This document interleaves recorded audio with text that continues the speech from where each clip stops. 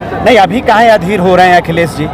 अभी तो तारीख अभी काफ़ी समय है। अभी तो आप तो राहुल गांधी उस समय क्या बेचने गए थे, अखिलेश यादव कहाँ गए थे टूरिज्म करने की पर्यटन। देखिए, अभी कल राजधानी के अखबारों में बहुत प्रमुखता से एक खबर छपी है कि अभी पूरे देश से 1 लाख कुशल कामगारों को भारत की सरकार इजराइल भेज रही है ना, इजराइल के डिमांड पर, इजराइल के मांग पर।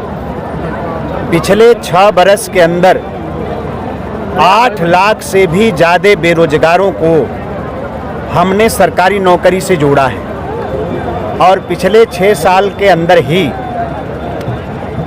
निजी क्षेत्र में 10 लाख से भी ज़्यादा बेरोजगारों की समस्या का समाधान हम लोगों ने किया है। स्वरोजगार की जहाँ तक बात है, आप सभी लोग अवगत हैं इस बात से कि बड़े पैमाने पर स्वरोजगार के अवसर को उपलब्ध कराने के लिए चाहे मोदी जी की सरकार हो, चाहे योगी जी की सरकार हो, बड़े स्तर पर हम कार्यक्रम चला रहे हैं।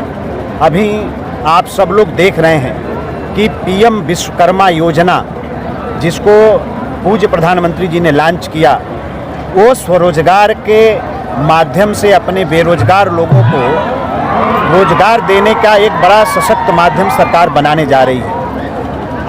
आपके सामने मैं जो आंकड़े रख रहा हूँ, आप 75 वर्ष के आज़ाद हिंदुस्तान में पूज्य मोदी जी की सरकार और उत्तर प्रदेश की योगी जी की सरकार को छोड़कर आप कभी कोई आंकड़ा हमें दिखा दें तो जो कहिए वो हम हार मान जाएंगे। आज देखिए, अभी 3 प्रदेशों में किस तरह से भाजपा ने प्रचंड बहुमत के साथ सरकार बनाया है। बाकी जगह भी जनता का जो आशीर्वाद प्यार मिल रहा है, वो इस बात का प्रमाण है कि हमारे प्रयासों से जनता संतुष्ट है, नौजवान संतुष्ट है, हमारी माँ बहनें संतुष्ट हैं। हाँ, उसी का परिणाम है कि हम निरंतर जीत रहे हैं, तो हम निरंतर काम कर रहे हैं। ये राम मंदिर के उद्घाटन की तारीख नज़दीक आती जा रही है, ऐसे में अखिलेश यादव को भी निमंत्रण दिए जाने की बात सामने आ रही है। नहीं, अभी कहाँ अधीर हो रहे हैं अखिलेश जी। अभी तो तारीख अभी काफ़ी समय है। अभी तो आज 23 तारीख है, तो अभी अधीर ना हो, इंतजार करें। हो सकता है उनको भी निमंत्रण चला जाए। जी। तो क्या लगता जाएगा निमंत्रण? नहीं, वो उनको परेशान नहीं होना चाहिए। परेशान नहीं होना चाहिए। हाँ, इंतजार करने के अभी काफ़ी समय है। आपकी सीटें जीतने के को लेकर वो काफ़ी, और भाजपा का फिक्स देने को लेकर बहुत उत्साहित है अखिलेश जी। नहीं, देखिए, 2022 के चुनाव में उन्होंने क्या कहा कि हम 400 सीट जीतने जा रहे हैं। तो उस तरह का कोई ख्वाब अगर है अखिलेश यादव जी का, तो उस पर हम लोगों को कोई आपत्ति नहीं है। बाकी भाजपा ने तय किया है कि इस बार 400 से ज़्यादा सांसद भाजपा के जीत के आएंगे और देश ही नहीं, दुनिया की सबसे बड़ी सरकार पूज्य मोदी जी के नेतृत्व में भारत की फिर से बनेगी। अखिलेश यादव की जनगणना के मुद्दे को लेकर जो है भाजपा उड़ापों में दिखाई दे रही है। सुशील मोदी और केशव प्रसाद मौर्य जैसे बड़े नेता इसका समर्थन करते हुए नजर आते हैं, लेकिन कई बार जो भारतीय सरकार है वो इसके साथ हो जाती है। नहीं, मैं भी आपसे कह रहा हूँ, जाति जनगणना के कभी हम विरोधी नहीं रहे, ना ही भाजपा विरोधी रही है। लेकिन टाइमिंग क्या है? जब आज जाति जनगणना की बात करने वाले लोग 2011 में जब जनगणना देश की हो रही थी तो कहाँ सोए थे? उनके ही समर्थन से सरकार दिल्ली की चल रही थी, कांग्रेस पार्टी की सरकार चल रही थी।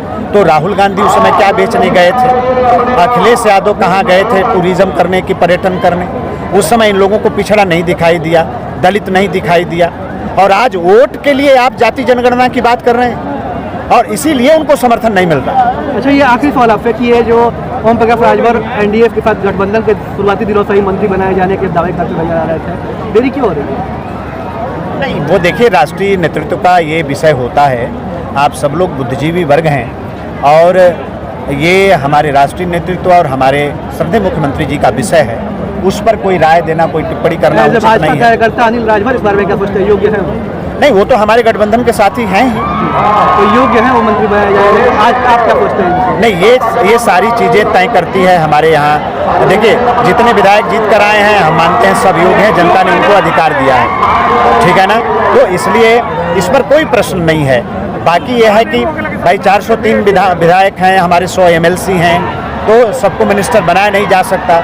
60 की क्राइटेरिया है उत्तर प्रदेश के अंदर, तो 60 ही तो बनेंगे। योग्य तो जितने जीत कर गए होंगे कि नहीं? नहीं, आप वो तो पार्टी को नेतृत्व को वो फैसला करना है। अखिलेश यादव का ये कहना है कि निमंत्रण की जरूरत नहीं है राम मंदिर में। अब उनकी सोच उनको मुबारक है। मंदिर गौरा गांव जैसे जिला में आपने ले रखा है बलिया में, इसके अलावा और भी कोई अपने गांव को ले रखा है? नहीं, देखिए, जब मैं प्रभारी मंत्री था तो कई गांवों का हम लोगों ने सर्वांगीण विकास कराया था, लेकिन ये गांव बड़ा ऐतिहासिक है और यहाँ काम करने की बहुत संभावना है। इस नाते यहाँ भगवान गोविंद शाह की भी कर्मस्थली है ये, और जिले के ही नहीं बल्कि अगल बगल पूरे पूर्वांचल के लोगों की श्रद्धा इस स्थान से जुड़ी है।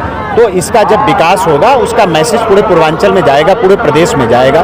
इस नाते हमने गौरा गांव को गोद लिया है। सरकार की हर योजनाओं से आच्छादित करना इस गांव को हमारा संकल्प है और बहुत जल्द मैं बलिया आने वाला हूं, तो जिला प्रशासन को साथ में बिठाकर एक बृहद कार्य योजना बनाएंगे। सर, ये गोविंद साहब की पवित्र धरती है, कार्यक्रम की सफलता पर क्या कहेंगे? एक कम से कम लाखों की भीड़ है यहाँ पर। आप देखिए ना, हमारे पुलिस कितनी है, थोड़ी सी संख्या है, अधिकारी वर्ग की थोड़ी सी संख्या है, जवानों की थोड़ी सी संख्या है, लोगों की श्रद्धा कितनी है कि न कहीं कोई अव्यवस्था है, न कहीं किसी प्रकार की कोई घटना दुर्घटना का संदेश है, कुछ नहीं है। शांति से सब लोग मेले में आ रहे हैं और बड़े श्रद्धा से, भाव भक्ति से, अपने श्रद्धा के अनुसार भक्ति करके लोग जा रहे हैं। जहुराबाद को भी आपने गोद लिया था साल 2 साल पहले, अगले चुनाव में जहुराबाद को गोद लेने के लिए आपने बात कही थी, वहाँ पर कुछ अलग व्यवस्था नहीं हुई? नहीं, पूरी अलग व्यवस्था हुई और 9,000 करोड़ से ज़्यादा जब मैं ये बात कहा था, उसके बाद हमने 9,000 करोड़ रुपया दिलवाया जहुराबाद को। कितना?